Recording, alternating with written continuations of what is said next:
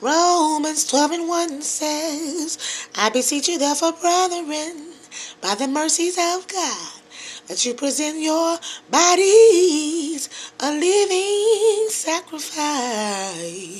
Holy, it is your job. That's what Kim Burrell said. um, and again, we do have to present our bodies living sacrifices, holy unto God, which is our reasonable service. And be not conformed to this world, but be transformed by the renewing of our mind, that we may prove what is that good, that perfect and acceptable will of God. So, in presenting our bodies living sacrifices, God requires a sacrifice. I think where many people are deceived or misled concerning ministry is that they lose sight and they lose focus of the fact that it is truly a sacrifice. And then whenever it gets hard, people start questioning whether or not they are called and whether or not they are cut out for the job, whether or not they are anointed. And doubt and fear tries to sink in and tries to rest on your vision and your purpose. But don't believe it. The devil is a liar. The sacrifices that God requires of us and the obedience that God requires of us. Of course, obedience is better than sacrifice. It's a big part of ministry.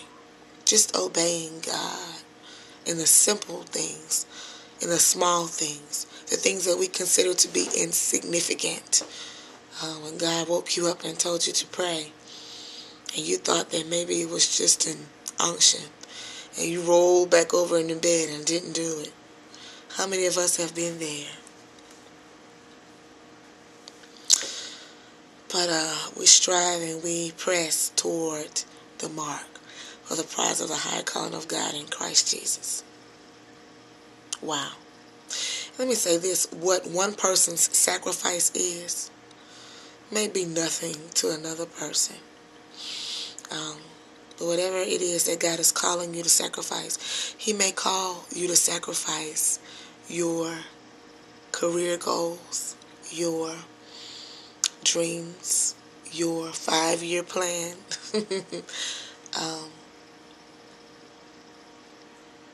your family, your personal preferences. But will you say yes to God? Or will you say, no, I'd rather walk in disobedience to God's will for my own comfort? We just talking, but I know that just convicted somebody. So I'm going to pray for you and drop me a message if you need some backup in prayer, all right? Because we're going to get through this together. And I'm trusting God and I'm believing God that He will lead those individuals to these videos that really need to hear that they are not alone in this walk, and that they are not alone, and that there is someone that maybe looks like them, someone that they can relate to in ministry, because I don't look like the typical apostle or prophet or pastor or teacher, especially the way the world portrays clergy. Why is it that in movies the preacher is always some goofy looking character? I'm sorry, but they really make us look crazy in the media.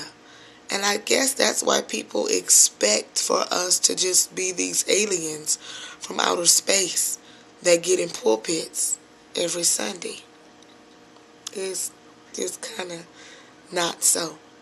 And so, I feel like one of the missions of me being here is to present another perspective